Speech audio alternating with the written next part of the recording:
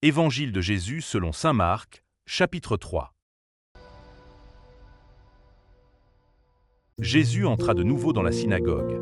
Il y avait là un homme dont la main était atrophiée. On observait Jésus pour voir s'il le guérirait le jour du sabbat. C'était afin de pouvoir l'accuser. Il dit à l'homme qui avait la main atrophiée, « Lève-toi, viens au milieu. » Et s'adressant aux autres, « Est-il permis, le jour du sabbat, de faire le bien ou de faire le mal, de sauver une vie ou de tuer ?» Mais eux se taisaient.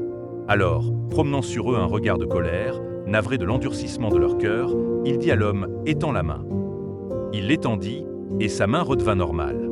Une fois sortis, les pharisiens se réunirent en conseil avec les partisans d'Hérode contre Jésus pour voir comment le faire périr. Jésus se retira avec ses disciples près de la mer, et une grande multitude de gens, venus de la Galilée, le suivirent. De Judée, de Jérusalem, d'Idumée, de Transjordanie, et de la région de Tyr et de Sidon vinrent aussi à lui une multitude de gens qui avaient entendu parler de ce qu'il faisait. Il dit à ses disciples de tenir une barque à sa disposition pour que la foule ne l'écrase pas, car il avait fait beaucoup de guérisons, si bien que tous ceux qui souffraient de quelque mal se précipitaient sur lui pour le toucher. Et lorsque les esprits impurs le voyaient, ils se jetaient à ses pieds et criaient « Toi, tu es le Fils de Dieu !» Mais il leur défendait vivement de le faire connaître. Puis, il gravit la montagne, et il appela ceux qu'il voulait. Ils vinrent auprès de lui, et il en institua 12 pour qu'ils soient avec lui et pour les envoyer proclamer la bonne nouvelle avec le pouvoir d'expulser les démons. Donc, il établit les 12. Pierre, c'est le nom qu'il donna à Simon, Jacques, fils de Zébédée, et Jean, le frère de Jacques, il leur donna le nom de Boanerges, c'est-à-dire fils du tonnerre, André, Philippe, Barthélemy, Matthieu, Thomas, Jacques, fils d'Alphée, Thaddée, Simon le Zélote et Judas Iscariote, celui-là même qui le livra.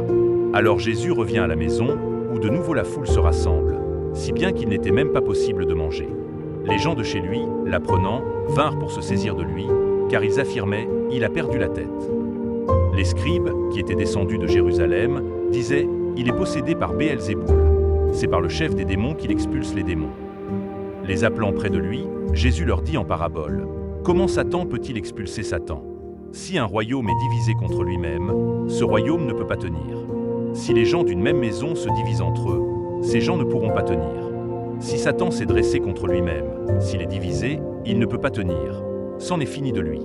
Mais personne ne peut entrer dans la maison d'un homme fort et piller ses biens, s'il ne l'a d'abord ligoté. Alors seulement il pillera sa maison. Amen, je vous le dis, tout sera pardonné aux enfants des hommes, leurs péchés et les blasphèmes qu'ils auront proférés. Mais si quelqu'un blasphème contre l'Esprit Saint, il n'aura jamais de pardon. Il est coupable d'un péché pour toujours. Jésus parla ainsi parce qu'ils avaient dit « Il est possédé par un esprit impur ». Alors arrivent sa mère et ses frères. Restant au dehors, ils le font appeler. Une foule était assise autour de lui, et on lui dit « Voici que ta mère et tes frères sont là dehors, ils te cherchent. » Mais il leur répond « Qui est ma mère? Qui sont mes frères ?» Et parcourant du regard ceux qui étaient assis en cercle autour de lui, il dit « Voici ma mère et mes frères.